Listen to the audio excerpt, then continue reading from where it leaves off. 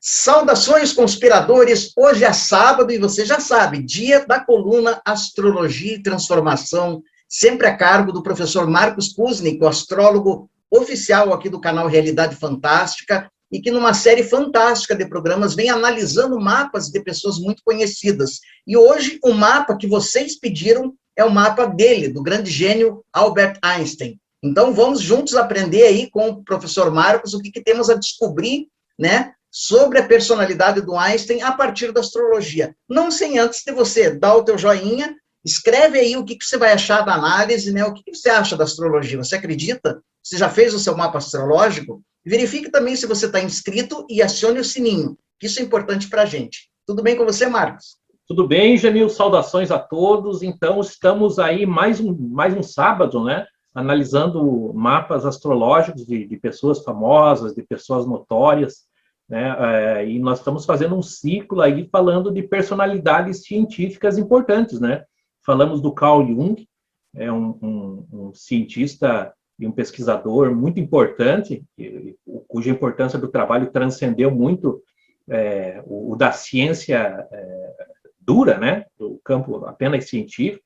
Falamos do genial e misterioso Nikola Tesla, né, esse cientista tão emblemático e tão, muitas vezes até caricato, né? As pessoas acabam vendo no Tesla a caricatura do cientista, e não é diferente do personagem que nós vamos abordar hoje, que ninguém mais, ninguém menos que aquele que é considerado o maior cientista de todos os tempos, Albert Einstein. O Albert Einstein, Jamil, é um daqueles personagens assim icônicos, né? Você tem aquela famosa foto do Einstein com a língua de fora, que é uma das imagens mais icônicas do século XX e que conseguiu captar muito do que se imagina do cientista, né? Ele descabelado, com a língua de fora, né? O cientista excêntrico. E o Einstein, talvez, a exemplo do Tesla, é uma daquelas pessoas que todo mundo diz que foi um grande cientista, mas que a maioria não sabe por quê. Não sabe por quê. Mas nós vamos dar uma olhada no mapa do Einstein, falar um pouco do trabalho dele e por que a fama dele vai além do campo estritamente científico. Nós tivemos, claro, cientistas geniais, inclusive no mesmo campo, como Niels Bohr, como Max Planck, né, e que não são tão conhecidos, né? E o Einstein acabou virando também pop. Então, nós vamos olhar agora, né, Jamil, um pouco do mapa do Einstein para tentar compreender por que isso acontece. Bom, pessoal, o Albert Einstein, ele nasceu no dia 14 de março de 1879, ele faleceu aos 76 anos, em 1955, né, teve uma vida longa, e durante a vida dele ele teve várias nacionalidades, né, porque ele nasceu em que atualmente na Alemanha era um reino alemão, né, lembrando que a Alemanha, até o final do século XIX, era constituída de uma série de estados, né, eram principados, estados e reinos, né, e só posteriormente a Alemanha se torna um Estado nacional. Mas o Einstein, ele nasceu dia 14 de março de 1879, às 11h30 da manhã, nessa cidade de Ulm, na Alemanha. E é interessante que depois, durante a vida, ele vai se mudar para a Suíça, ele vai renunciar à cidadania alemã para escapar do serviço militar, né? Ele vai ter cidadania suíça, depois vai retomar a cidadania alemã e, posteriormente, ele migra para os Estados Unidos, onde ele vai ter também a cidadania americana. Mas olhando um pouco do Einstein, a primeira coisa é que ele é um pisciano, né?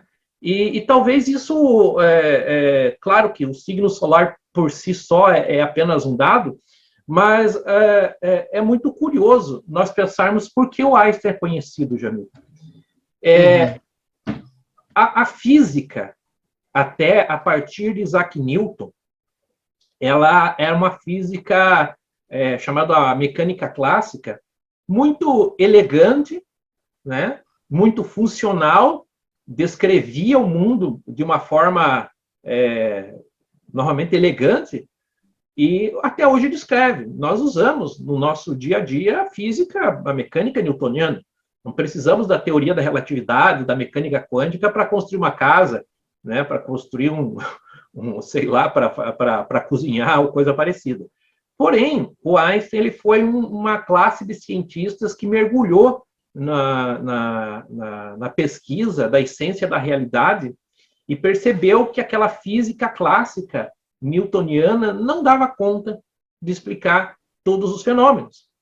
E a partir disso, ele genialmente, né, e isso é um outro fator interessante, que existe uma lenda, né, Jamil, talvez você já tenha ouvido falar, de que o Einstein não era bom de matemática, que ele era mau aluno, mas depois, né, eu acho que as pessoas... Virou um gênio. Foi um gênio, né? Eu acho que elas criaram essa lenda para poder se sentir melhor e ter esperança dos maus alunos, né? Mas a verdade é que não, que o Einstein já sempre foi um gênio, né? Aos 12 anos ele já era um prodígio da matemática, né? Começou a aprender violino aos 5, né? Tocava bem violino, o pai do Einstein já era um engenheiro eletricista, tinha uma empresa que trabalhava com essa linha e tinha pensado no Einstein também ser um engenheiro eletricista.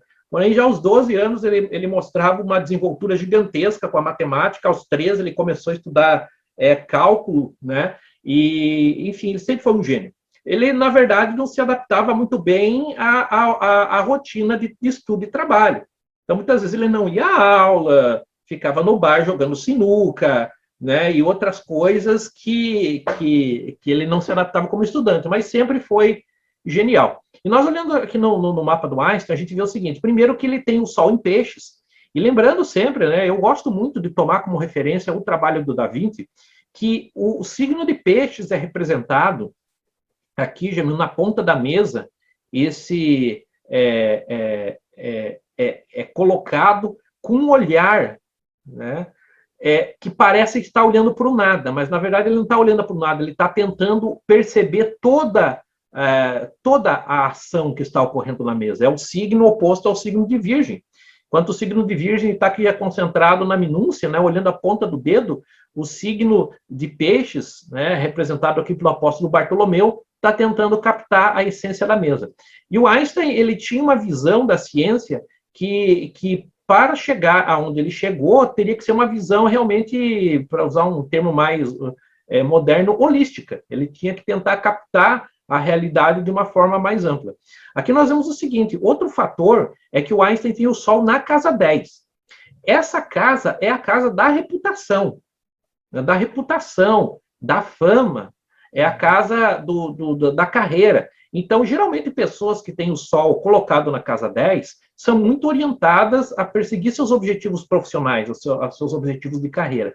Mas, da forma como é colocado aqui, inclusive com vários planetas do que a gente vai falar, ele garante mais do que ascensão profissional, ele garante notoriedade, que é uma das características também do Einstein, né? Ele não só se tornou um cientista importante, como uma figura pública importante, não só dentro da área da física, mas ele foi chamado a opinar sobre vários temas, sobre paz mundial, sobre, enfim, sobre política, sobre uma série de outras questões. Ele chegou a ser convidado, inclusive, Jamil, para ser presidente do Estado de Israel, né? Então, é uma figura que transcende.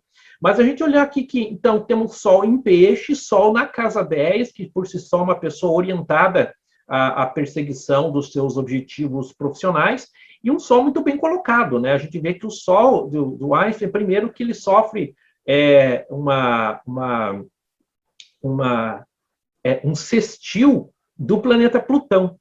Plutão é poder, Plutão é profundidade, Plutão é transformação. E ele aqui em sextil com o Sol mostra que da sua essência é extremamente poderosa e renovadora. Um fator que o Einstein foi um grande renovador. O ano de 1905, Jamil, foi o ano em que o Einstein publicou uma série de estudos, entre eles a famosa teoria da relatividade, que continha aquela que vinha a ser a equação mais famosa do mundo, né, que diz que E é igual a m vezes c ao quadrado, ou seja, que converte, né, que fala sobre a conversão da matéria em energia, Jamil. Isso é interessante, né, Marcos? Como o mapa astrológico, de fato, reflete bem, né? Essa visão holística, essa projeção incrível que ele teve, né? Tanto que se tornou, como você falou no começo, uma figura icônica, né? Que está no inconsciente coletivo das pessoas, assinalado no mapa também. Essa precocidade dele, né? Imagino que esteja aí também já detectada no mapa, né? Porque desde muito cedo ele já vem se destacando. Então, de fato, é muito interessante. O que temos mais aí que podemos extrair? Então, aqui agora, analisando um outro fator, nós vamos voltar no instante aqui na casa 10, mas eu gostaria de chamar agora a atenção para um segundo ponto, que a gente geralmente observa nos mapas astrológicos, que é a posição da Lua. A posição da Lua, do Einstein, a Lua é nosso vértice emocional, é a forma como nós reagimos emocionalmente, como as nossas aspirações emotivas. E a primeira coisa é que nós temos uma Lua no signo de Sagitário. Ele tem a Lua em Sagitário. Sagitário é um signo ligado às grandes aspirações, à busca daquilo que é elevado, daquilo que é praticamente olímpico. Então, pessoas com Lua em Sagitário, elas têm um pendor pela grandiosidade, né, pelas realizações grandiosas. São pessoas que podem ficar frustradas, muitas vezes, com a amassada, né, do cotidiano, sendo que elas próprias visualizam grandes eventos, grandes realizações do ponto de vista emocional. Então, nós vemos aqui, por exemplo, novamente o Da Vinci. Da Vinci representa o signo de Sagitário como esse apóstolo que é o Pedro, né? E o Pedro aqui, ele está apontando para Jesus, ou seja, a meta dele, o ponto de foco, de concentração, é aquilo que há de mais elevado, que é o Mestre Jesus. Ou seja, o sagitariano, ou a pessoa com Lua em Sagitário, ele vai buscar aquilo que é alto, grandes realizações. Nada mais grandioso do que o Einstein buscou. Agora, interessante que esse Sagitário e essa Lua estão na sexta casa astrológica. Essa sexta casa astrológica, ela tem relação com a nossa capacidade de trabalho. É o trabalho como rotina, é o trabalho como realização. Ou seja, como que eu transformo o meu dia em algo produtivo ou não produtivo, se eu trabalho pouco, trabalho muito, se eu tenho alguma ligação emocional com o meu trabalho ou não tenho, se eu sou atrapalhado naquilo que eu faço, ou se sou meticuloso. E nessa parte a gente vê que Sagitário na casa 6 faz com que a pessoa tenha aspirações grandiosas em tudo que faz, mesmo nas pequenas coisas. E a Lua mostra que o foco realmente do trabalho do Einstein, o foco emocional do Einstein está muito calcado na sua capacidade de realizar as coisas. Então, a Lua, por si só, claro, é um mapa de uma pessoa trabalhadora, nem poderia ser diferente, né? Porque alguém para chegar a conclusões usando uma matemática, um código refinado tão grande, tem que trabalhar muito. O Einstein ele é conhecido, Jamil, pela teoria da relatividade, mas também ele fez contribuições importantes dentro da nascente física quântica, né? Ele também fez, embora ele tivesse algumas objeções a conclusões que esse campo, né? Aquela famosa fala dele de que Deus não joga dados, né? Uma oposição a certas conclusões que a mecânica quântica chegou, mas ele contribuiu para a mecânica quântica, para teorias envolvendo o efeito fotoelétrico, o que veio também a contribuir para a eletrônica e para outros campos. Até foi por trabalho nesse campo que ele acabou sendo laureado, inclusive, com o Prêmio Nobel. Aqui a gente tem a seguinte situação, Jamil. Então, ele tem uma capacidade de trabalho muito alta, ligado ao trabalho de uma forma emocional, ou seja, isso é fenomenal, né? Porque eu costumo dizer que quando a pessoa tem uma ligação emocional com o trabalho, ela tem tendência a desenvolver bem aquele trabalho, que ela realmente se sente ligada àquilo que faz. Sim, e nós vemos que a Lua do Einstein, ela faz um trígono com Vênus, né? o que faz com que a pessoa seja realmente benquista dentro desse campo, que é outra situação característica do Einstein, né? Claro que teve seus inimigos, seus detratores, mas teve imensamente mais admiradores, né? É uma das poucas quase unanimidades aí nesse campo. E o terceiro ponto aqui é o ascendente, né? Ele é ascendente em Câncer. Câncer é regido pela Lua, e como o ascendente é a energia que nós escolhemos projetar, né? É o que nós projetamos com a nossa personalidade, né? Com a nossa presença física, melhor dizendo, o que ele projeta? Toda essa capacidade de trabalho que ele tem. Alguns fatos também importantes explicam, pelo menos descrevem, Jamil, astrologicamente, a genialidade do Einstein. Uhum. Veja, alguém pode nos explicar, para mim, você, Jamil, quem não é físico aqui, não é matemático, que nos vê, pode nos explicar a teoria de relatividade do Einstein, e nós podemos, assim, ficar razoavelmente a par do que se trata, né? Entender o conceito, vá lá. Mas nós não vamos penetrar, assim, a fundo na teoria, porque nós não dominamos a língua em que ela foi feita, que é o formalismo matemático, né? Então, somente um físico, um matemático, uma pessoa que está de posse dessa linguagem, que consegue entrar, né, na profundidade dessa teoria. Então, a matemática vai cumprir um papel importante e isso requer uma força bruta, mental, que o Einstein demonstra ter no seu mapa astrológico. Por quê?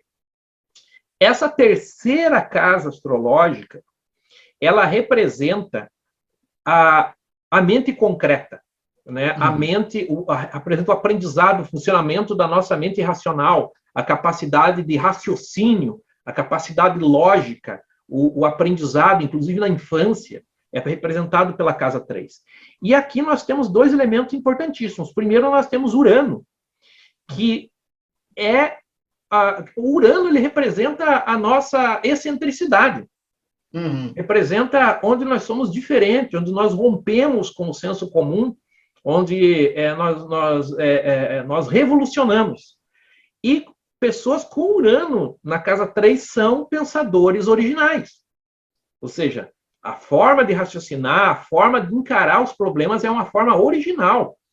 E o Einstein ele só vai conseguir desenvolver a teoria da relatividade, principalmente, e as visões sobre física quântica, rompendo com um paradigma estabelecido da mecânica clássica, Jamil. Então, é muito interessante, né, não só no mapa do Einstein, mas de qualquer pessoa que eu já observei, que são pensadores originais. A segunda questão é que nós temos aqui o Leão na casa 3, Leão é regido pelo Sol, ou seja, ele associa essa casa 3 à sua fama, né? Vai ligar a posição do Sol na casa 10, ou seja, a fama, a carreira, o rumo que ele segue na vida está diretamente associado a esse pensamento original, né? Essa forma própria de encarar, de pensar as coisas. Segundo, nós vemos que na casa oposta, que é a casa 9, aqui é a casa do pensamento da universidade, né? Aqui é a casa do estrangeiro, da universidade, é a casa do pensamento abstrato. E aqui nós temos Júpiter, quer dizer, a expansão, o crescimento, a dilatação.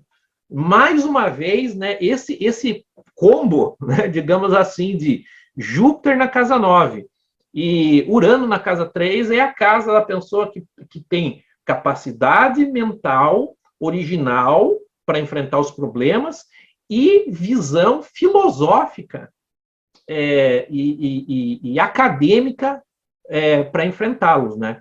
Que é o que o Einstein tinha. Interessante que isso explica também, porque, claro, né, além dele ser gênio, porque tudo bem, você pode ser gênio, mas não ser necessariamente um descobridor, um inovador. Você é gênio numa estrada que já foi pavimentada pelos outros. Mas, além disso, ele foi um descobridor, ele foi um inovador, ele trouxe algo novo. né? E isso você acabou de explicar, está assinalado aí no mapa. E muito diferente, talvez, do Tesla, que era uma pessoa reclusa, excêntrica, que nunca se relacionou, que se saiba, que atraiu muitas inimizades, enfim, o Einstein, ao contrário, ele aglomerava, era popular, sabia da popularidade que tinha, usava essa popularidade para outras agendas, né? Quer dizer, o Einstein era chamado aí, que é uma coisa, né? O Einstein, claro, ele era genial no campo da física, mas às vezes ele era chamado a falar sobre política, sobre religião, sobre, enfim, uma enormidade. Ele próprio escreveu livros, né, a autobiografia, etc. E aí a gente tem alguns fatores interessantes também. Um pouco também relacionado à vida pessoal do Einstein, né? Ele foi uma pessoa que teve muitos relacionamentos amorosos, né? Ele foi casado várias vezes, né? Há quem impute, inclusive, a primeira esposa dele, que ele conheceu na universidade, como coautora de parte da teoria da relatividade. Muita gente diz que ele não deu o devido crédito a ela, que também seria uma matemática genial, mas, de qualquer maneira, aqui a gente vê que ele tem Marte na casa 7, né? Justamente a casa do relacionamento com o outro, né? Claro que o Marte dele está na 7 indo para 8, né? É interessante que essa casa 8 é a casa do mistério. Aqui estão os assuntos realmente tabu, e não existe nada, os assuntos que ele abordou são perfeitamente misteriosos, principalmente para o grande público, né? E aqui ele vai ter o nó do norte, né? Justamente a direção que a vida dele toma. E para finalizar, Jamil, essa nossa análise, a gente também vai observar o seguinte: a casa 11, nos mapas astrológicos, ele mostra um tipo de relação com o coletivo, né? Primeiro, que é uma casa de futuro, é uma casa de projetos, né? Ele tem nessa casa Netuno, ou seja, é uma pessoa que sonha com o futuro, sonha com os projetos, sonha com o porvir, né? Uma pessoa orientada, que tem uma visão bastante idealizada daquilo, dos seus projetos e também da sociedade. Várias vezes que o Einstein se manifestou na visão social dele, ele mostrou ser uma pessoa utópica até, né? Mostrou qual a visão que ele tinha da sociedade, dos governos, uma série de coisas, né? E aqui com Plutão, a intensidade e a capacidade de transformar, porque Plutão é um processo transformador, né? Onde Plutão toca, ali há uma ebulição, há uma renovação, muitas vezes de uma forma um tanto radical. É curioso, Jamil, que Plutão ele foi descoberto em 1930, né? Em plena época de atividade do Einstein e no início da era atômica. Tanto que Plutão é associado com a bomba atômica, com os tratamentos radiológicos, com, enfim, tudo que é nuclear. E uma das pessoas que indiretamente contribuiu para o surgimento, diretamente, né? Ele não trabalhou lá no projeto Manhattan de construção da primeira bomba atômica, mas a gente sabe que as teorias do Einstein possibilitaram o surgimento de uma física que levou ao início da era atômica. Ele era muito preocupado à época da Segunda Guerra Mundial que os alemães conseguissem desenvolver uma arma nuclear que já se divisava que seria possível, e alertou então o presidente Franklin Roosevelt por meio de uma carta, e ele era uma pessoa a ser levada em consideração, de que alguma providência deveria ser tomada nesse sentido, né? Não sei se é a providência que ele pensava, mas o projeto Manhattan, que levou à construção dos primeiros artefatos nucleares, acabou redundando nisso. Então, também aqui o surgimento, né? O Einstein como um dos pais, para o bem ou para o mal, da era nuclear, Jamil. Sensacional, Marquinhos. Fascinante isso. E uma última pergunta antes da gente fechar. Sabe-se pouco da espiritualidade do Einstein, né? Sabe-se que ateu ele não era, mas não se sabe bem, não dá para, alguns querem colocar ele como místico, mas a gente não tem muitos dados sobre isso. O mapa mostra mais ou menos se ele tinha algum diálogo com a espiritualidade, como é que era esse diálogo com a religiosidade dele? Então, o Einstein era um judeu, né? Ele nasceu numa família de judeus askenazi, né? Era uma família de judeus seculares, né? Então eles não eram especialmente religiosos ou praticantes. Ele próprio, quando pequeno, estudou em escola católica, até onde eu sei, com a biografia do Einstein, ele não era sionista também, tanto que muitas vezes algumas pessoas em Israel se ressentiram um pouco dele não ter apoiado mais a causa sionista, porque ele não tinha uma visão nacionalista também. Ele achava que o futuro do mundo seria de um governo onde haveria uma Assembleia Mundial, ou seja, um governo multilateral, né? Ele acreditava muito nisso. Então, ele não era um judeu praticante, ele não se dizia, numa entrevista que eu vi, Jamil, ele disse que ele acreditava muito num Deus Alá Baruch Spinoza, né? Que ele acreditava que Deus existia e que mas que era algo, como Spinoza colocou, mais uma coisa panteísta, mas ele se definia um pouco como agnóstico, né? Para quem não sabe, o agnóstico ele não é necessariamente ateu, ele só não tem certeza, né? Ele só acha que ele não consegue. Tem essa famosa fala dele, né?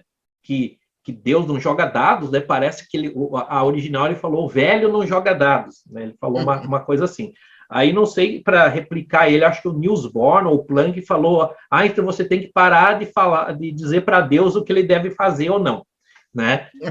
Alguém replicou ele assim. Mas e perguntaram também nessa entrevista que eu li se ele acreditava na vida após a morte. E ele não era muito inclinado nisso, ele achava que uma vida já era suficiente. Isso não está muito em desacordo, talvez, com o pensamento judeu mais secular, né? Porque, como a gente sabe, o judaísmo ele é muito variado. Nós temos dentro do judaísmo algumas correntes que não dão tanta importância para a vida após a morte e outras que dão muita importância, principalmente com a entrada da Cabala, que acredita, inclusive, em reencarnação. Mas eu acredito o seguinte, que o Einstein, Jamil, como muitas figuras científicas de destaque, muitas vezes tinha um certo receio de expor as suas crenças, principalmente com relação à vida após a morte. Porque no meio científico, isso é tido como, às vezes, como superstição ou como alguma coisa nesse sentido. Então, vários cientistas que talvez se saiba que até acreditavam, não falaram disso ou deram uma resposta ambígua. Na verdade, a resposta do Einstein me parece mais ambígua, no sentido que ele mais se colocava como ele não sabia do que como ele defender que não existia. E isso é bem condizente pelo que você falou com o mapa dele, né? O mapa de um cientista, né? De uma pessoa bastante experimentalista, né? Se bem que tendo essa visão mais holística, né? Mais aberta, mais panorâmica, né? Então reflete bem. Exatamente. E depois, como eu falei, Jamil, assim, poucos são os cientistas que assumem realmente a sua espiritualidade. Mas nós vamos ver no correr dessa série que existem personagens científicos que eram católicos, que eram espíritas, que eram místicos, né? Por exemplo, um dos grandes expoentes da física moderna, Pierre Curie, né? Ou Curie, como se fala, era simpatizante do espiritismo, né?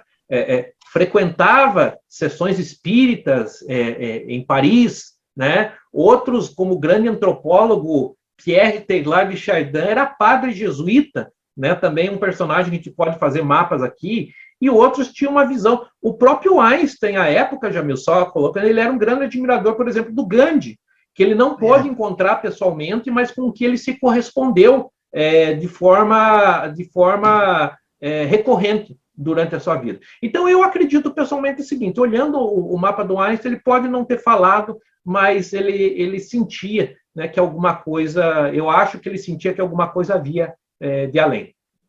Perfeito, Marquinhos. Mais uma análise de mapa astrológico que você em casa continua aí na descrição sugerindo, né, que personalidade você gostaria que o mapa fosse analisado aqui pelo nosso professor Marcos, né? Escreve aí, devagarinho a gente vai atendendo a todos os pedidos. Quero lembrar também, pessoal, que você pode solicitar a leitura do teu mapa astrológico pelo professor Marcos, ele faz atendimento profissional, os dados dele estão na descrição desse vídeo para você entrar em contato, e olha, é sensacional, é uma viagem de autoconhecimento. O Marcos hoje, o Marquinhos, o nosso Marquinhos, como a gente chama, para mim, está entre os maiores astrólogos que a gente tem hoje em solo brasileiro, e não é exagero, né? Mas vale você fazer experiência, fazer o seu mapa com ele, porque você não se arrepende. Se você quiser, entre em contato com o Marcos aí, vale a experiência. Marquinhos, obrigado por mais essa.